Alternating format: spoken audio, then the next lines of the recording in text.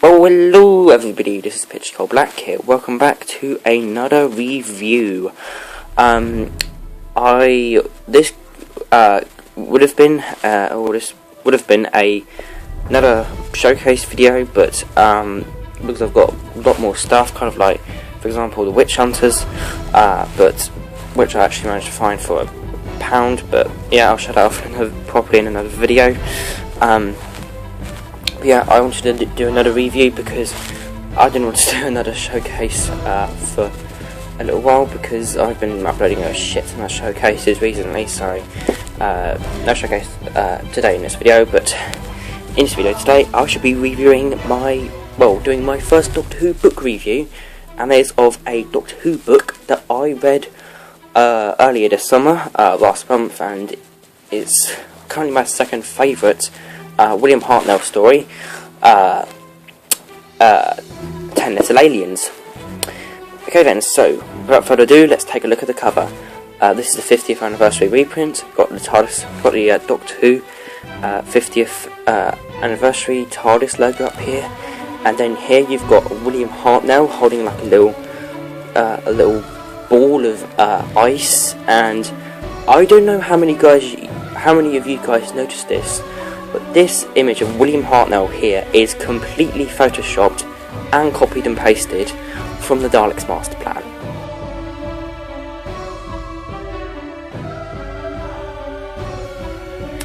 Yeah, but anyway, 10 Little Aliens, Stephen Cole, and here you've got a little ice cube with little 5 dots around it. This is to represent the 10 cryogenically frozen sugar aliens. And then here you've got Doctor Who. As a look at the spine, Doctor Who. Then you've got William Hartnell here, who appears to be mending over. Yikes. 10 Little Aliens, Stephen Cole, and it's #1 in the 50th anniversary book range, and BBC Books. As a look at the back, so here you've got the DNA wavelength with the TARDIS at stop #1, indicating that this is William Hartnell's book, because it will move up one depending on the Doctor. So for example here, the TARDIS would be here if this is the Colin Baker paperback, which is Players. But yeah, 10 Little Aliens. Then you've got 10 Little Aliens here, then you've got the blurb here, then you've got a little piece here that says the Doctor Who 50th anniversary collection, 11 classic adventures, 11 brilliant writers, 1 incredible Doctor. And see, I've got the prices down there, but let's read off the blurb and then we'll get on to my opinions on this fantastic book.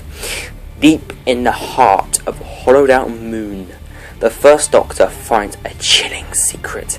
10 alien corpses, frozen in time at the moment of their death. They are the Empire's most wanted terrorists, and their discovery could end a war devastating the galaxy. But is the same force that killed them still lurking in the dark? And what are its plans for the people of Earth? Okay then, so what are my overall opinions on this book? So let's start off with the best thing about this book, and that is the characterization and the character development. The characterization and character development is inconceivable. It's beyond words. It's just, the characterization and the character development in this book is just ridiculously fantastic. It's just mind-blowingly fantastic. And like at the start of like page 200 or something like that, so kind of like here, no, at the start of page 115, you've got a chapter called Spider's Web, and this basically durates for 50 odd chapters. So there's chapter 15 there at page 266, and this is basically a little chapter which basically gives a little insight onto what everybody's opinions are on this current situation, so you get to know what the Doctor's thinking of the situation and stuff, and that allows for a really good bit of character development and characterization.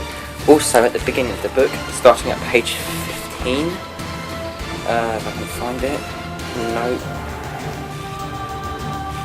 you've got kind of like, so basically in the book, doctors, or basically Dr. Ben and Polly, meet a group of like space bounty hunters, I think. So yeah, then here you've got kind of like their introductions.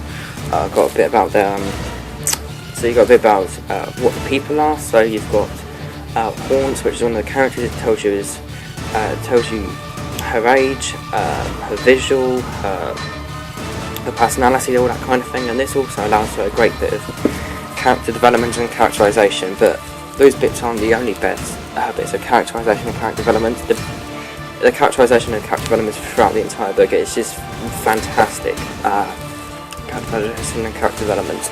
For the first 200 odd pages, this book is a solid, enjoyable sci-fi romp. But the last 100 pages, starting at page 100, 200, it skews into this extremely dark, and by dark I mean very, very, very dark book.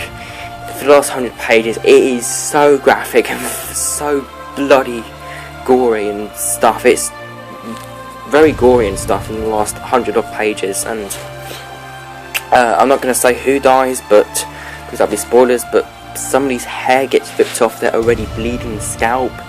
Somebody gets torn apart. Somebody gets decapitated. It's all very nasty and gory stuff, but still very, very enjoyable. Overall, this is a good book. I would rate it a 10 out of 10, but this isn't really a William Hartnell story. It's more like a kind of a Sixth Doctor book. Kind of a Sixth Doctor book, because William Hartnell's era wasn't really a violent era. I mean, yeah, there were people aging to death, like Sarah Kingdom and the Doctor nearly himself, actually. So it doesn't really suit the entire plot itself. Doesn't really suit the First Doctor in this book. He doesn't really suit it, and it's more of a Sixth Doctor book, because that kind of era in Doctor Who is more like a violent one. But yeah, overall this is a good book. I would rate it a 10 out of 10, but since it isn't really a William Hartnell book, I rate this book a well-deserving 9 out of 10. And that pretty much concludes my first book reviewing of 10 Little Aliens, which is currently my second favourite William Hartnell story. So like, subscribe. I hope you guys enjoyed this video. Pitch God Black, dematerializer.